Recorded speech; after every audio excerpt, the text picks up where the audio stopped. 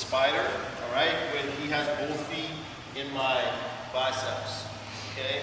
Now, generally people don't play this game because it's pretty easy to clear. There's a lot of different ways to clear this, but we can learn a lot from working from here. So we're working from here today. Generally people are gonna be either one spider hook and one in the hip, okay, or a de la spider, right, de la spider position, because that makes it harder for me to do things. But everything that we do with both sides, you're gonna be able to deal with this stuff too. So let's start off here. Let's just talk about clearing these grips and dealing with the grips. First thing I want to be able to do is pummel inside, okay? If I can bring my hand inside, okay, that clears and puts a lot of pressure on his grip, okay? When I get one side, when I pummel in and get one side, I like to shore it up and put some pressure. What am I starting to control now? Hips, right? So now I can bring this other side, one inside, right? And now where am I?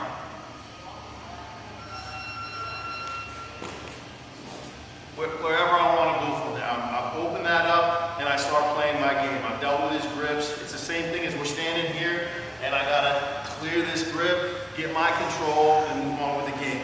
Alright? I can do this standing or I can do this kneeling, right? Pummel in, gain control, pummel in, gain control. If he holds on, this doesn't really help him.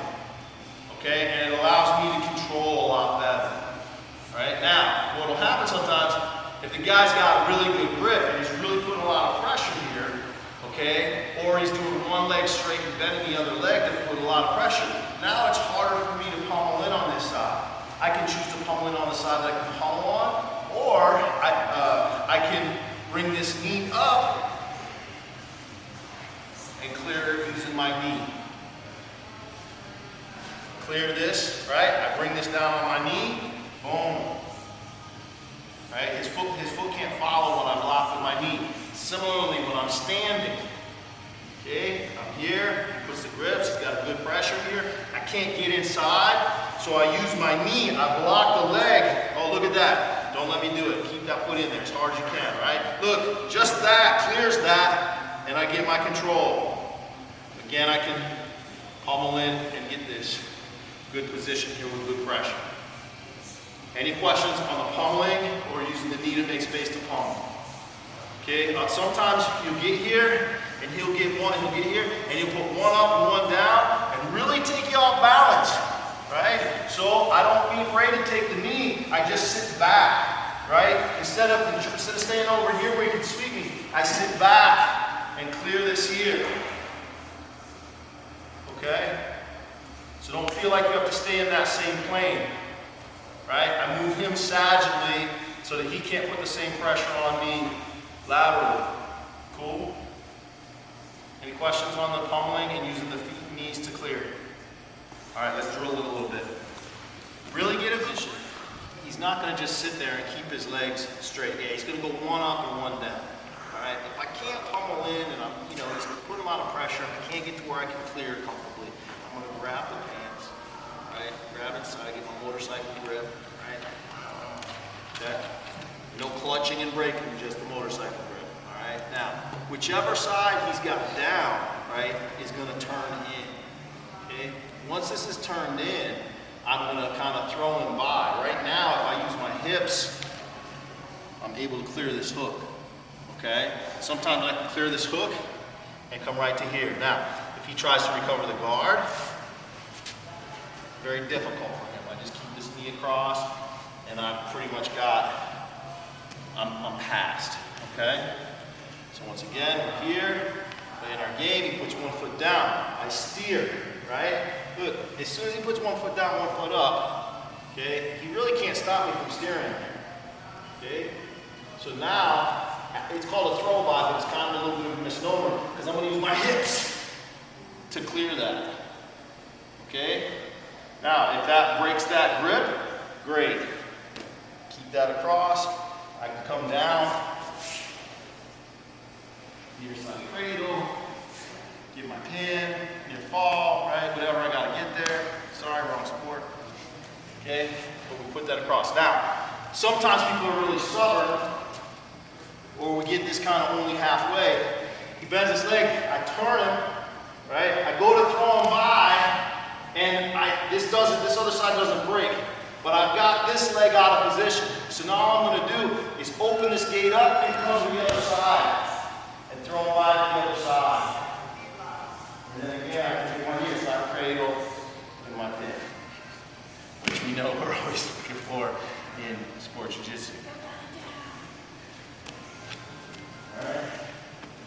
So once more. Here. Boom, puts one down. I turn him. Right? And I'm going to step in to throw him by. If the grip breaks, boom, great. I'm here. I settle down into this ninth position. And if he's holding on to that, that's okay, because that's not going to help him really. Okay, if he tries to go to his knees, I control the hip. Go to your knees. Okay, and then what's he doing?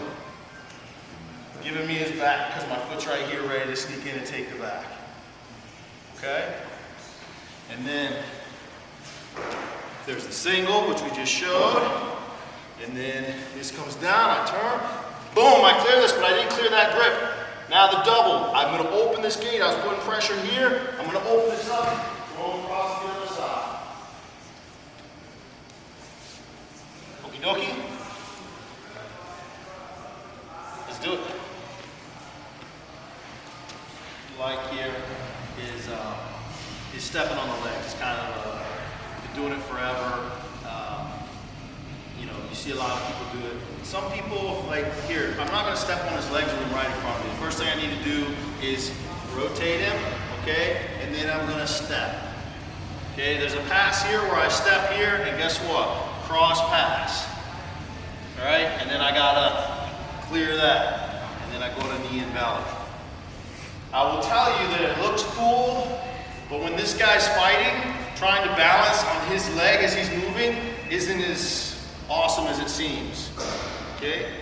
Really, once you take him to the side to do a cross clear, I step and strip. Now look, what do I have here?